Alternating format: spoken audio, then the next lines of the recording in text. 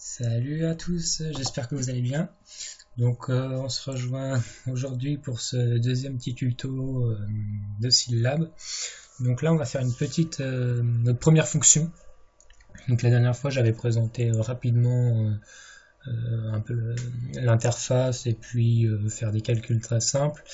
Et là on va commencer à utiliser Syllab, poser notre première fonction. Donc on va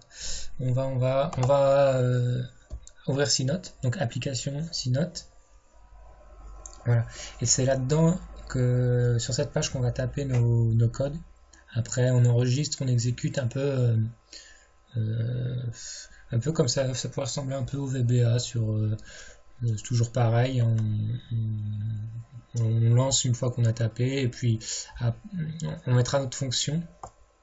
On va taper notre fonction là-dedans et là on l'appellera, à cet endroit-là on l'appellera et on lui mettra les valeurs des variables qu'on aura tapé là-dedans. Donc vous allez comprendre, ça va être très court, un tuto très court, mais qui permettra de faire notre première petite fonction. Donc on va l'appeler fonction. Donc automatiquement, il met les parenthèses et puis la syntaxe. Donc on va l'appeler myFun. On va plutôt myFun. On va l'appeler myFunction, enfin myFunc du coup. Et voilà.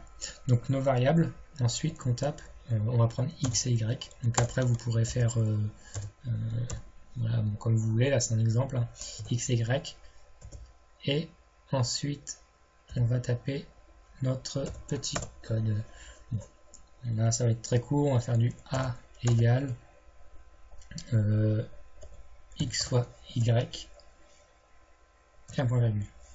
Donc du coup nous après on appellera myFunc et on mettra les variables. Donc on fera cette partie là. Et lui, automatiquement, il fera ce calcul. Donc on va, là vous faites enregistrer, exécuter. Donc après, vous l'enregistrez où vous voulez. Enregistrer. On va passer fichier, oui. Et donc du coup là on va l'appeler.